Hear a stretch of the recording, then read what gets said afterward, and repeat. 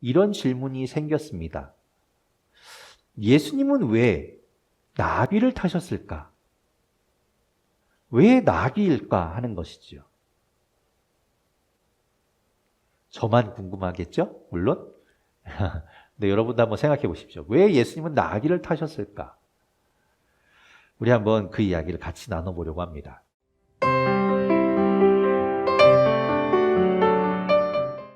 여러분, 클리셰라는 말이 있습니다. 혹시 들어보셨나요?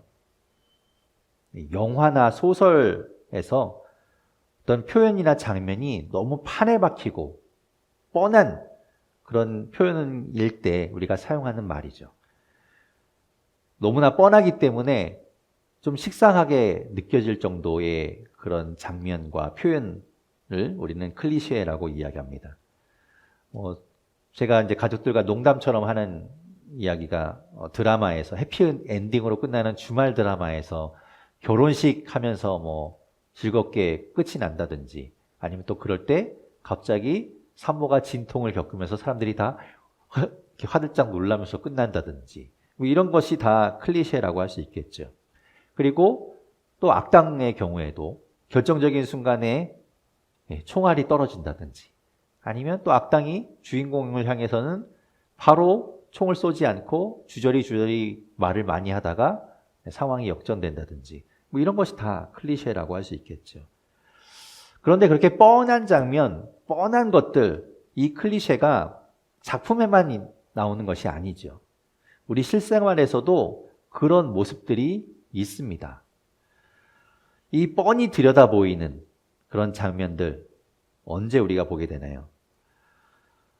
우리가 실생활에서도 또 저도 아마 그런 것들을 여러분 하고 계실 겁니다. 지각할 때, 또 뭔가 미안할 때 우리의 상황을 보면 너무 좀 뻔하다. 이런 뻔한 표현을 하고 있다라는 것이 느껴질 때가 있지요. 요즘 그런 클리셰가 뉴스에 많이 보입니다. 이제 곧 보궐선거가 다가오기 때문이죠. 4월 7일에 있는데 우리가 선거철 하면 떠오르는 그 장면, 우리가 너무 익숙하게 예전부터 많이 보아왔던 그 장면이 요즘도 똑같이 구현되고 있습니다. 그 후보자들이 재래시장에 찾아가고 상인들이 주는 그 음식을 받아 먹고 그들과 악수하고 또 그 재래시장에 있는 물건으로 장을 보고 또 아르바이트를 하거나 또 허드렛 일을 하면서 청소하면서 체험해보고 그리고 대중교통을 또 이용해보고 이런 장면들을 우리가 보게 됩니다. 그러면서 그런 안 해본 일들을 하다가 실수하기도 하고 그래서 그런 것들이 가십거리가 되면서 또 안 좋은 영향을 미칠 때도 있지요. 사실 그분들은 우리하고는 좀 다른 삶을 사는 분들입니다. 기본적으로 재산의 정도가 좀 다르죠. 재산 신고하는 거 보면 우리랑은 다른 분들이라는 것을 확실하게 우리가 느낄 수 있습니다. 그렇게 다른 삶을 살고 있는 분들이에요.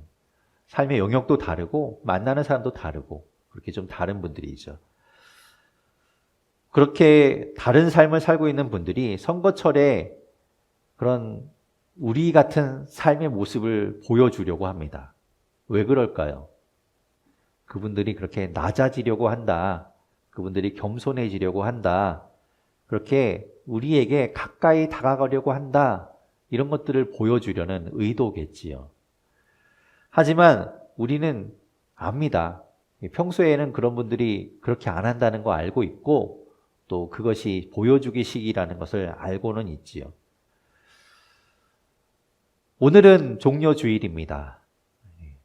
부활절, 그러니까 부활주일부터 예수님의 행적을 거꾸로 계산해서 올라가 보면 오늘 바로 예수님께서 예루살렘에 입성하신 날이죠.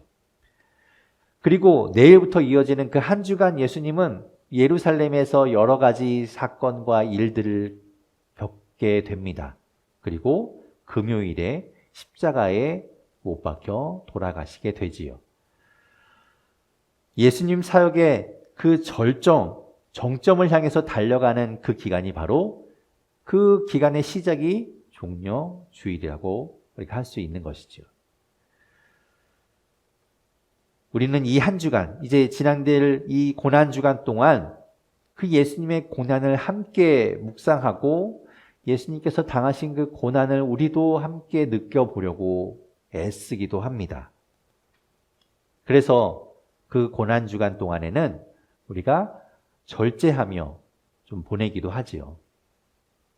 어떤 분들은 하루에 한 끼 금식하기도 하고 또 인터넷을 안 하기도 하고 또 미디어, TV나 이런 것들 안 보시기도 하고 어떤 분들은 SNS를 일주일 동안 끊기도 하고 평소에 자신이 즐기고 좋아하던 것을 좀 참아보고 절제하면서 더 예수님을 묵상하는 시간으로 삼기도 합니다.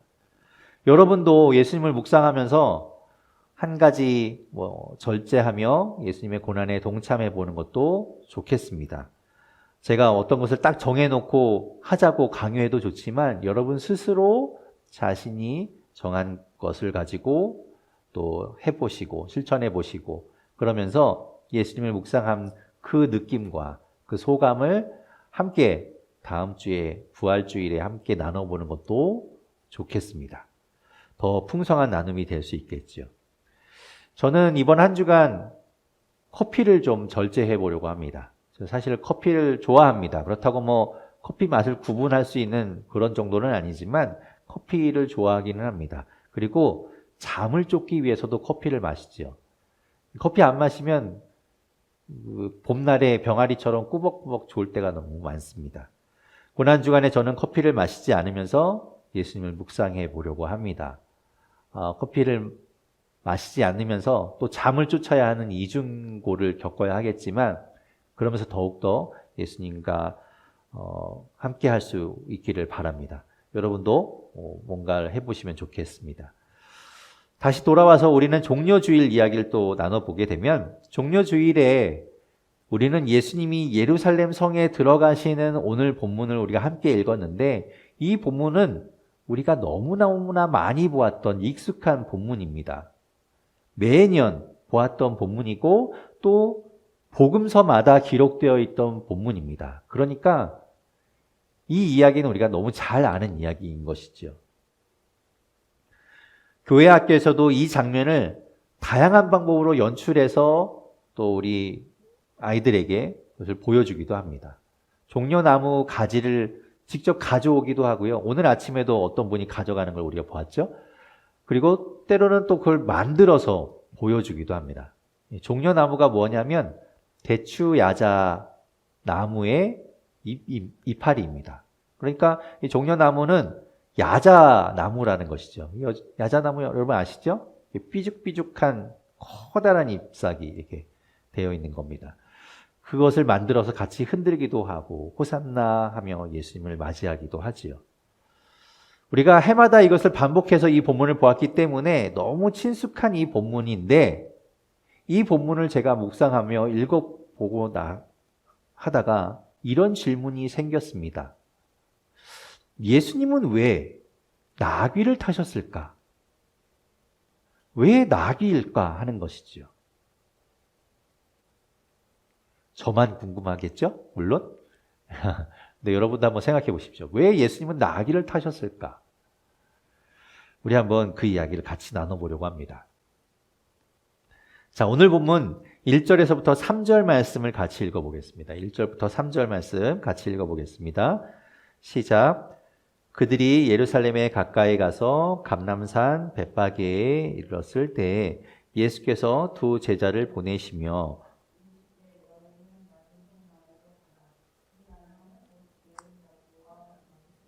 함께 있는 것을 보리니 풀어 내게로 끌고 오라.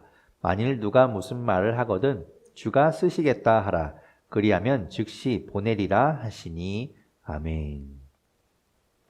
자, 예수님과 제자들이 이제 유월절에 맞춰서 우리가 지난 시간에도 유월절 이야기를 잠깐 했지만 유월절에 맞춰서 예루살렘에 이제 오시려고 그렇게 그 길을 오고 계셨습니다. 그러다가 벳바게라는 동네에 이르신 것이죠. 벳바게는 어디인가 하면 1절에 이야기하고 있는 것처럼 예루살렘 근처에 있는 감람산 기슭에 있던 마을입니다. 지도를 한번 볼까요? 자, 지도를 보시면 지도에 이제 표시되어 있는데 1절에 말씀하고 있는 것처럼 예루살렘, 저렇게 큰 도시가 예루살렘입니다. 그리고 그 옆에 보면 영어로 쓰여 있지만 마운트 오브 올리브스, 그래서 이 올리브산, 이게 바로 감람산입니다. 예루살렘 동쪽에 있는 산, 그리고 그 동쪽에 있는 감람산 옆에 있는 마을이 바로 벳바게라는 마을입니다. 요즘에도 이제 구글 지도가 워낙 잘 돼 있기 때문에 검색해 보면 이렇게 다 나옵니다. 그래서 이 벳바게에서, 저기 표시되어 있는 이 벳바게에서 예루살렘, 특별히 성전이니 이 통곡의 벽 있는 성전까지 얼마나 걸리는가를 검색해 보면 걸어서 가면 약 40분 정도 걸리는 거리입니다. 그러니까 거리상으로 따지면 약 3km가 안 되는 그런 거리인 것이죠. 차로 간다면 얼마나 걸릴까? 차로 검색을 해보면 구글은 너무나 친절하게 이렇게 이야기합니다. 교통 혼잡, 교통 체증을 고려하면 약 12분 걸린다라고 이야기합니다. 먼 거리인가요? 멀지 않죠. 가까운 거리입니다. 지금은 우리가 워낙 교통이 발달한 시대에 살고 있고 또 편리한 도시에 살고 있기 때문에 10분 이상 걸어가면 멀다라고 느낄 수 있겠지만 뭐 40분 정도, 이렇게 3km가 안 되는 거리면 우리가 충분히 걸어갈 수 있는 거리이지요. 그리고 당시를 생각해 보면 이 당시에는 웬만한 거리는 다 걸어 다녔기 때문에 이 정도 거리는 너무너무나 쉬운 거리였을 겁니다. 아주 가뿐하게 걸어갈 만한 거리였겠지요.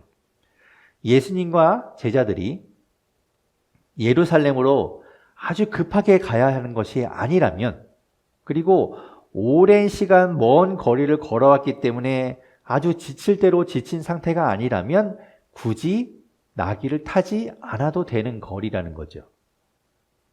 거의 다 왔거든요. 조금만 가면 예루살렘에 들어가게 되는 겁니다. 이런 상황에서 예수님은 왜 굳이 옆 마을에 제자 2사람을 보내서 다른 사람의 소유인 나귀를 끌고 오라고 말씀하셨을까?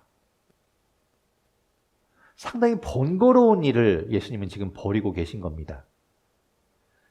이 2명의 제자, 예수님께서 옆 마을에 보내신 이 2명의 제자가 누구인지는 모릅니다.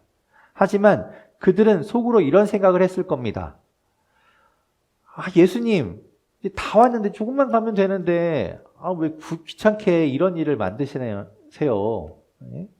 그냥 가시죠. 가서 또 나귀를 끌고 와야 되고, 가는데 혹시 나귀가 없으면 어떡하고 찾아다녀야 되고, 또 주인이 안 된다고 그러면 뭐라고 이야기해요? 예수님 왜 이런 일을 만드시나요? 다른 사람을 보내세요, 차라리. 괜히 예수님하고 눈 마주쳤어. 뭐 이런 마음이 들겠죠. 그런 2사람의 마음을 예수님이 혹시 아셨는지 모르지만 이렇게 예수님께서 말씀하신 겁니다. 그 마을에 가면 나귀가 있을 것이다. 그리고 누가 뭐라고 할 때 주가 쓰신다 라고 이야기하면 내어줄 것이다. 이렇게 이야기하셨지요. 실제로 제자 2사람이 가서 나귀를 끌고 왔습니다. 여러분 생각해 보십시오. 도대체 누가 이 나귀를 쉽게 내주겠습니까?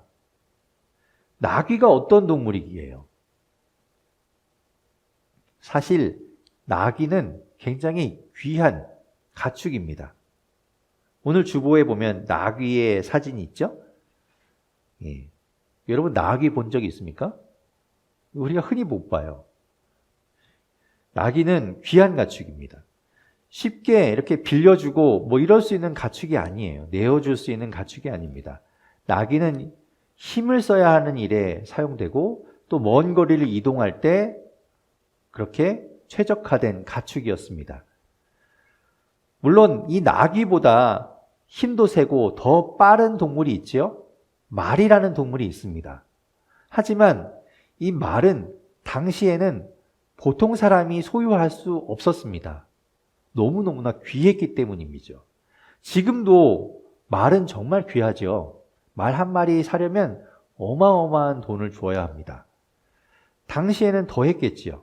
그랬기 때문에 이 말은 왕실에서 왕이 소유했습니다. 그리고 전쟁에서 사용했지요. 말을 타고 빠르게 공격해 들어갈 때 사용하고, 전차를 끌고 막강한 화력으로 공격할 때 말을 사용했습니다. 그래서 나귀는 말을 대신해서 일반적인 백성이 소유할 수 있는 가장 귀한 그런 가축이었을 겁니다. 지금도 찾아보면 저 아주 시골이나 먼 나라의 어떤 부족에서는 이 나귀를 지금도 사용합니다. 그래서 나귀에게 짐을 싣고 장에 가고 이런 모습들을 볼 수 있습니다. 한 집에 나귀가 있다라는 것은 지금으로 이야기하면 소형 트럭 한 대가 있는 것과 마찬가지죠. 나귀는 부의 상징이었습니다. 그나마 있는 사람들이 가지고 있는 것이었고, 나귀가 몇 마리 있는가를 가지고도 부의 척도로 삼기도 했습니다. 저희 집에는 차가 한 대 있습니다. 좀 오래되긴 했지만 아주 유용하게 사용하고 있는 차입니다. 그리고 저희 집에서 운전면허를 가진 사람은 저를 포함해서 3사람이 있긴 하지만 아내는 운전을 안 하기 때문에 얼마 전에 운전면허를 딴 제 딸이 운전을 좀 하긴 했었습니다. 차가 없는 곳에서 이렇게 연습을 좀 해본 정도죠. 그런데 그 딸이 운전할 때는 제가 항상 그 옆에 타고 있었습니다. 지켜봐야 하니까, 사고 나지 않도록 알려줘야 하니까 제가 옆에 있었지요. 그런데 만약 제 딸이 저 없이 차를 사용하겠다고 차를 빌려달라고 하면 저는 지금으로서는, 나중에 운전을 잘하면 몰라도 지금으로서는 안 된다고 말할 겁니다. 왜냐하면 불안하기 때문이죠. 그런데 모르는 사람이 와서 제 차를 사용하겠다고 빌려달라고 하면 더더욱 안 되겠죠.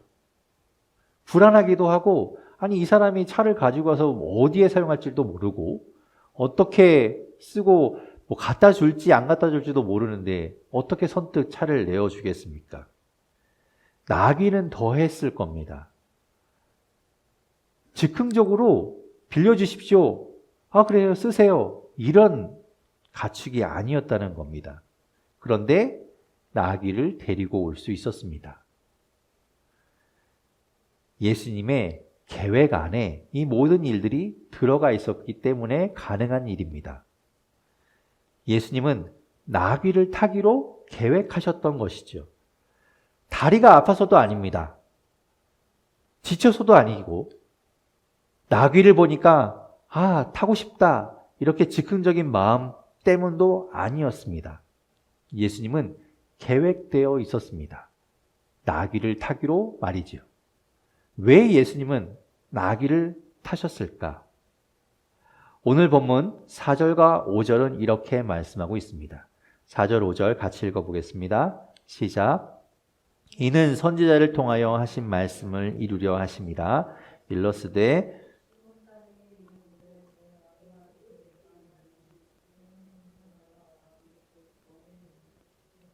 타도다 하라 하였느니라.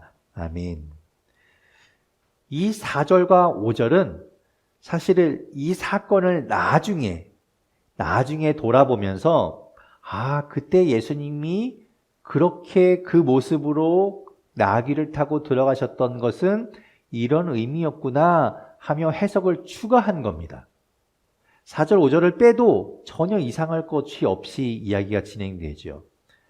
그 말은 다시 이야기하면 당시에는 이 의미를 몰랐다는 겁니다. 예수님이 왜 나귀를 타셨는지 몰랐다는 거예요, 사람들이. 제자들이 몰랐으니까 다른 사람들도 몰랐겠지요. 나중에 보니까 예수님이 나귀를 타신 것이 바로 이 구약의 이 말씀을 이루려고 하신 것이구나. 그제서야 알게 되었다는 겁니다. 마태복음의 저자가 확인한 이 구약의 말씀은 무엇인가? 이사야 62장 11절과 스가랴 9장 9절의 말씀입니다. 제가 읽어보겠습니다. 이사야 62장 11절 말씀입니다. 여호와께서 땅끝까지 선포하시되 너희는 딸 시온에게 이르라. 보라 내 구원이 이르렀느니라. 보라 상급이 그에게 있고 보응이 그 앞에 있느니라 하셨느니라. 스가랴 9장 9절입니다. 시온에 따라 크게 기뻐할지어다. 예루살렘에 따라 즐거이 부를지어다. 보라 내 왕이 내게 임하나니 그는 공의로우시며 구원을 베푸시며 겸손하여서 나귀를 타시나니 나귀의 작은 것 곧 나귀 새끼니라. 아멘. 이 두 말씀을 복합적으로 마태복음의 저자는 인용하고 있습니다. 둘 다 어떤 말씀인가 하면 이제 장차 예루살렘에 이스라엘의 회복이 있을 것인데 그 회복을 이끌 통치자, 새로운 통치자, 곧 다시 말해서 구원을 베푸실 메시아가 올 것이다 라는 그 예언의 말씀을 하고 있는 겁니다. 그 중에서도 스가랴 9장 9절의 말씀을 보게 되면 마태복음의 저자는 겸손하여서 나귀를 타셨다는 말을 잊지 않고 가지고 와서 인용하고 있지요. 왕이 겸손하여서 나귀를 탔다. 이것은 제가 처음에 이야기한 것처럼 클리셰일까요? 평소에는 전혀 상관없는 삶을 사는데 선거철에만 일반 서민들의 모습을 흉내내는 것일까요? 그렇게 겸손한 척, 다가가는 척 하는 모습일까요? 겸손하다는 말에 해답이 있을 것 같습니다. 겸손하다는 것이 무슨 말일까? 무엇을 뜻하는 것일까? 오늘 아침에도 이제 차를 타고 오면서 저희 가족들이 이야기했지만 우리가 잘 아는 그 국민 MC라고 부르는 그분이 그렇게 유명하고 또 뭐 돈도 많이 버는 그분이 국산차를 이용하는 것이 겸손한 것일까? 그런 모습으로 겸손하게 나귀를 탔다고 말하는 것일까? 이 겸손하다는 말은 스가랴 9장 9절에서의 그 단어는 히브리어 아니라는 단어입니다. 이 단어는 가난하고 억압받는다는 것을 말하는 단어이지요. 왕임에도 불구하고 왕이면 높은 자리에 있는 사람인데 권력의 끝에 있는 사람인데 반대로 비천하고 약한 사람이어서 나귀를 탔다고 이야기하고 있는 겁니다. 그러니까 이 왕은 일반적인 왕이 아니지요. 그리고 이 겸손하다는 말은 고난을 당한다는 말과 같이 사용되기도 합니다. 그렇다면 지금 이 스가랴 9장 9절에서 이야기하는 왕은 일반적인 왕처럼 부와 명예와 권력을 소유한 왕이 아니라 약하고 비천하고 오히려 고난을 당하는 그런 왕이라는 말입니다. 그분은 바로 메시아라는 것이죠. 우리가 생각하는 왕과는 다른 그런 왕입니다. 바로 예수님의 모습과 같기 때문에 마태복음의 저자는 이 스가랴 9장 9절의 말씀을 가지고 와서 예수님을 설명하고 있는 겁니다. 그런데 이 마태복음의 저자는 그 스가랴 9장 9절의 말씀을 가져오면서 그 겸손하다는 의미를 조금 다른 단어로 이야기하고 있습니다. 오늘 본문 5절에서 이야기하고 있는 이 겸손하다는 말, 그것은 헬라어인데 헬라어 프라위스라는 단어입니다. 이 단어의 뜻은 온유하다, 친절하다, 정이 많다, 관대하다 이런 뜻을 가지고 있습니다. 그러니까 이 스가랴의 말씀은 나귀를 타는 약하고 가난하고 고난당하는 어쩔 수 없이 나귀를 타야 하는 그런 상황을 묘사하는 거라면 마태복음의 이 말씀에서는 나귀를 타는 이유가 온유하고 정이 많고 친절하고 관대하여서 나귀를 타기로 선택한 것처럼 들리죠. 스가랴의 말씀을 어쩔 수 없이 받아들여야 하는 것이라면 마태복음에서 인용하고 있는 이 겸손이라는 말은 스스로 낮아져서 선택했다는 그런 의미처럼 들립니다.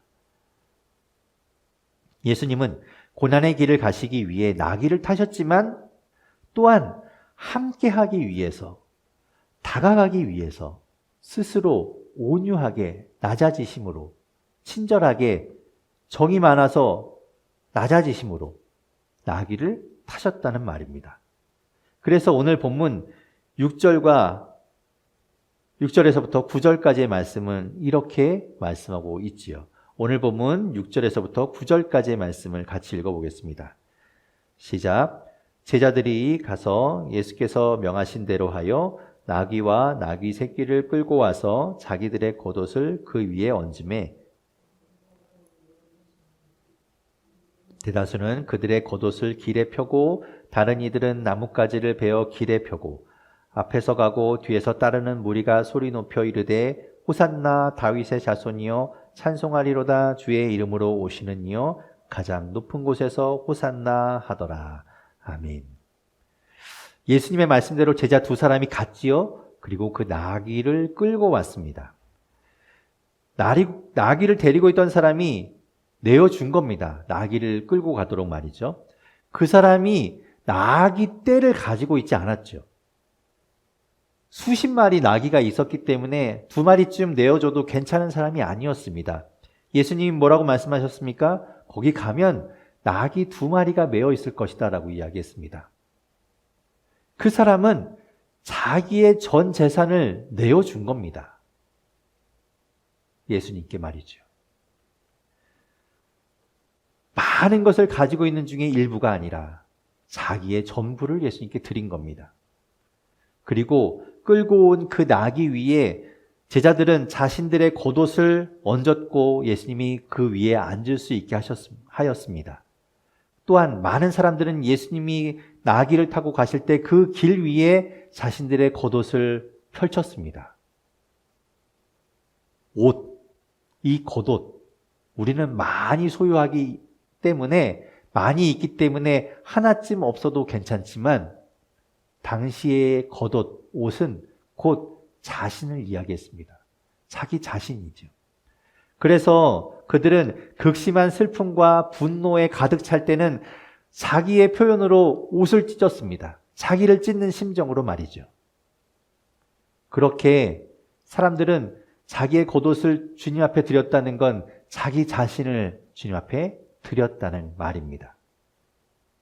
그들은 손에 나뭇가지를 들고 예수님 앞에 가시는 길에 깔았습니다. 종려나무 가지, 그 야자 나무의 가지를 깔았던 것이죠. 종려나무는 풍요와 아름다움의 상징이었습니다. 그 나뭇가지를 꺾어서 길에 깔아드리면서 그들은 예수님께 드릴 수 있는 아름다운 것으로 주님 앞에 드렸다는 말입니다. 왜 예수님이 나귀를 타셨을까?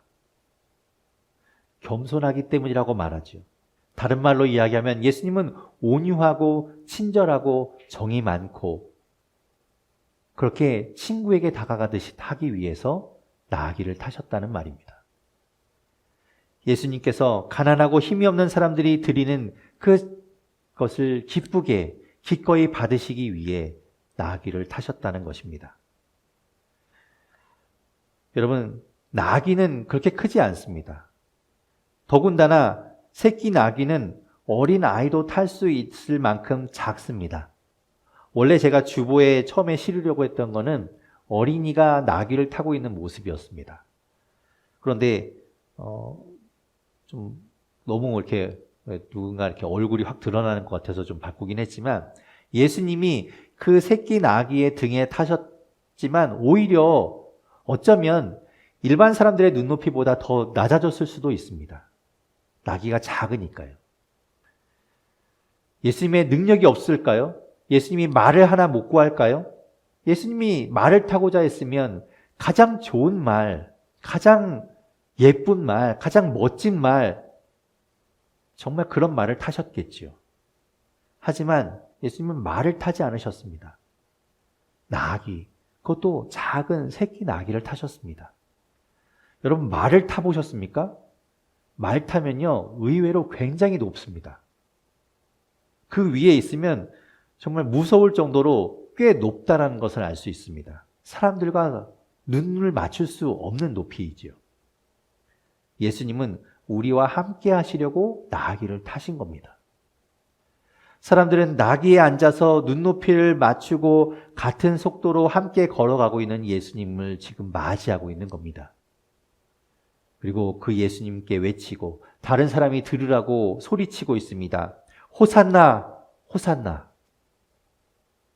그 말은 우리를 구원하소서, 우리를 구원하소서. 이런 말이죠. 사람들은 로마로부터 그 이스라엘을 해방시켜 주기를 예수님께 바랬지만 예수님이 말씀하시던 그 구원과 그들이 바라던 것은 달랐지만 예수님은 그들과 함께 하셨던 겁니다. 성 안에 있던 사람들은 그 모습을 보고 물었습니다. 오늘 본문 10절과 11절입니다. 우리 같이 10절, 11절 읽어보겠습니다. 시작. 예수께서 온 성이 소동하여 이르되 이는 누구냐 하거늘 게스라 하니라. 이 사람이 누구냐? 도대체 저 사람이 누군데 저렇게 소동이 일어나고 있느냐? 저 나귀를 탄 사람이 누구냐? 그는 왜 나귀를 탔느냐? 예수님은 우리를 구원하시고 생명을 주실 분이셨습니다. 하지만 사람들은 그것을 깨닫지 못했지요. 예수님은 약하고 부족한 사람들의 것을 기쁘게 받으시고 그들과 함께 하시고 그들 속으로 들어가시려고 나귀를 타셨습니다. 하지만 그들은 깨닫지 못했습니다.